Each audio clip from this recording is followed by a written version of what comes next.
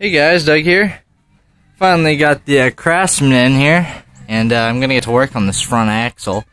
As you can tell, it's obviously the stock axle. It has a little bracket there for the deck hanger. But I don't know how well this is going to pick this up. Probably not all that well, but I actually hit a jump. And I don't know if this is going to focus on that axle or not. Probably not. But I actually went off like a little jump over by the practice ring over there and bent the front axle back, and it's actually bent in right there.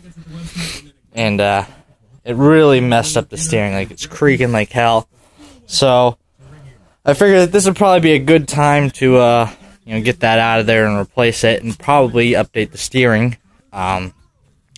What I was planning on doing was just a simple direct steering kind of setup. I still have the stuff out of the GT, the one that I had beginning of this year that I was kind of fixing up, and then that's the one that I ended up taking apart for pieces. Excuse me. And I think I'm just gonna redo the steering.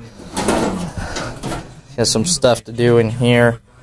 I got the front, or the top support up there, so I'm obviously going to have to go in there with the gearbox. And there we go. In there with the gearbox, and drill a hole there or something, and make another bracket just like this one to hold another support bearing so it goes down. I'll probably put handlebars on this, simply for leverage. I'm going to figure something out that's a little bit nicer compared to what I had on the other one. With the other one, I just took like a, the tube that kind of like slipped over in the top, and then I welded the actual stem off the bike, and then put bike handlebars on it. It really wobbled bad.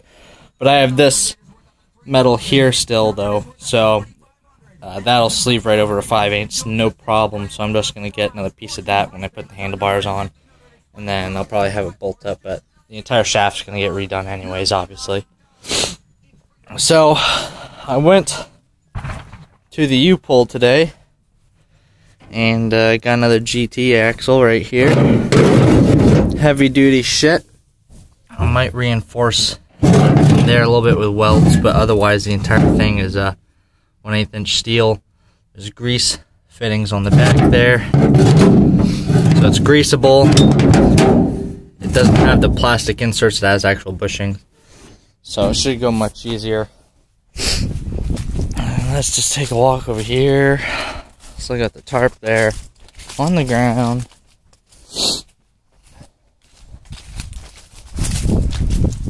Of course. So here's my little graveyard. So it's got the AWS over here, another 820 foot out of the Craftsman originally, you might remember that. Here's the front axle that I had off the GT, and I welded it on the inside there, and I tried getting it back off, and I couldn't cut it off right, so I pretty much just said, fuck it. So over here somewhere should be the old front spindles in the steering thing. I think this is all the junk.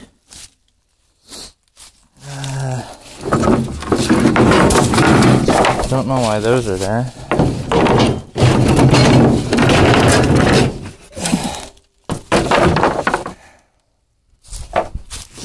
There's the fenders off the RV2.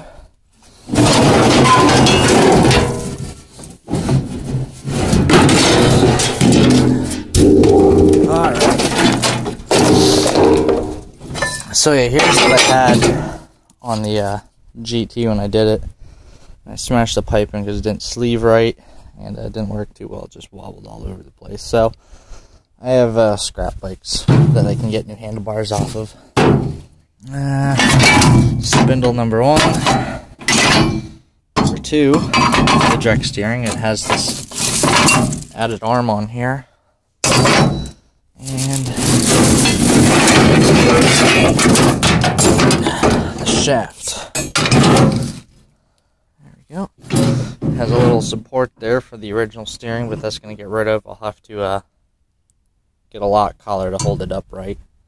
But it's made so that it follows where the original arm would come out, I think, right? Yeah. So it'd come out of the steering just like that, and sit like that, and that would run across the right front tire. And yeah, it's 5/8. It should just slip right on. I have the hole there drilled already. Probably have to re-drill it. But other than that, it's pretty much set up. It's still good. I'm going to use it. Hopefully it works out. Hopefully it's the right length and everything. And use that instead. No junk in there. I don't think I need anything in there.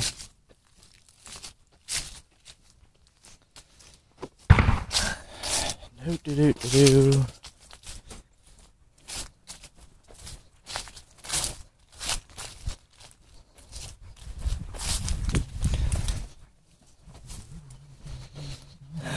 So yeah, it's gonna be my next thing.